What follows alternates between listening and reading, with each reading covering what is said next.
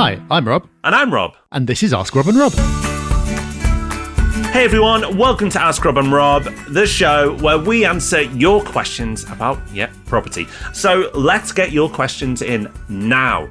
Rob, please direct our wonderful people to where they can get their burning questions answered. Yeah, could not be easier. Just go to propertyhub.net/ask. There you can leave us a voicemail, or if you want to appear in our Sunday Times column, you can send us a written question there as well. So both at propertyhub.net/ask. But we love people who leave us a voicemail because that means we can answer them there here on this show. Let's listen to our first question in this week, and it comes in from Jane.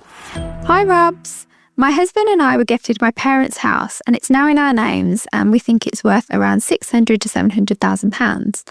We'd like to move out to a different area and buy a property for around £550,000. Our current village location is desirable for renters, and a friend of ours in property suggested that we rent ours out rather than sell it. It would mean getting a mortgage, which I'm not sure we can do because I currently don't work, as I have bringing up our toddler.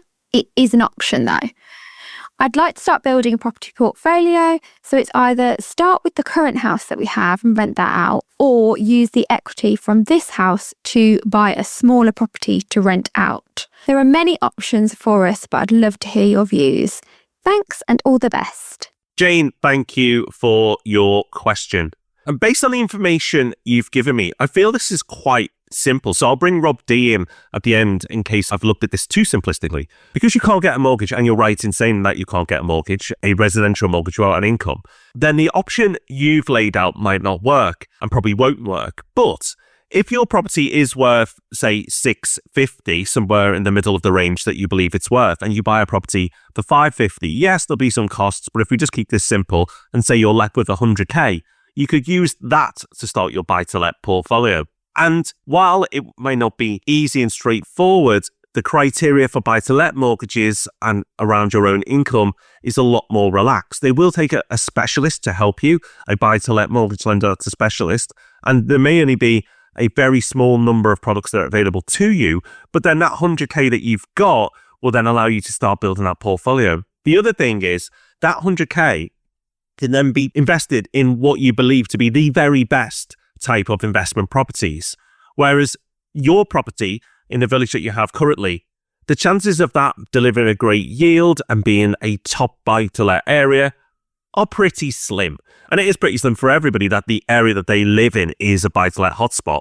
But judging on the information you've shared, I'm pretty sure that isn't. So use that 100K or more, depends on what deal you get, to slowly build a portfolio that way. Less aggressive, but possibly a better strategy. Rob, what do you think? Oh, this is so boring, but I really would have said exactly the same thing had I not listened to your answer. Sometimes simple is best. You don't have to overcomplicate things. That's certainly the route that I would go down. But I'd also say there's no particular rush. So this is an idea that you've got. It's gone beyond an idea because you're listening to a podcast about property. That's great. But obviously we've only got your brief recording to go on, but you sound maybe a bit unsure. I'd say wait till you've got a plan that you're confident in, that you're excited by. And you can get there by listening to this podcast, by watching our YouTube channel. There's loads of information out there. But if this is something you're going to do, it is something that you're going to have to make part of your life for a while and commit to teaching yourself about and immersing yourself in. At the moment, the property market in general isn't going bonkers, so it's not like you're going to miss out if you wait 6 months. So now you know what our steer on this would be. You can just use that as a data point, continue to think about it, and develop a more detailed plan before you're ready to pull that trigger. So good luck, Jane, and let's move on to our second question. Hi, Rob and Rob. Jack from Bristol here. Thanks for all your help on all of your podcasts. They've been incredibly valuable to me over the years. My question today is, my personal and buy-to-let mortgage fixed rates come to an end at the end of 2025.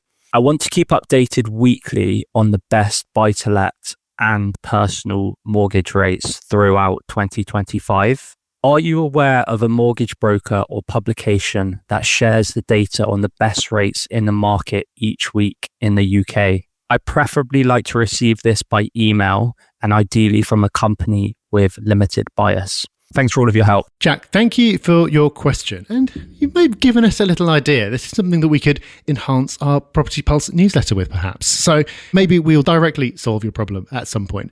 For now, though, I'd say I'm not aware of anyone that offers exactly what it is you're asking for. There are various comparison websites that you can go to whenever you want to. So in the absence of an email, maybe that's just a case of popping a reminder in your calendar every couple of weeks.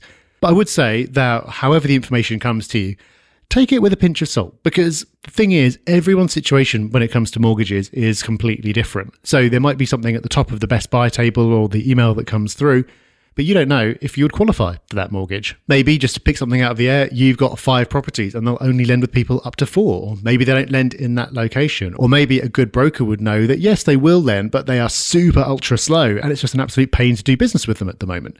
This is why actually engaging with a mortgage broker is so useful, because a good broker will have so much more information than you can get from some kind of best buy table alone. Also, of course, even if you are keeping up to date with rates can change throughout the application process. And again, a broker can keep on top of this for you and potentially get you to switch onto a different product with the same lender if rates move in your favor as the process is going along. So it's a good question, and there are definitely places that you can look. But ultimately, the answer for me would be to engage with a good broker, with a buy-to-let specialist well in advance, start the conversation with them, and then they can let you know about timing. When is the right time to put in an application?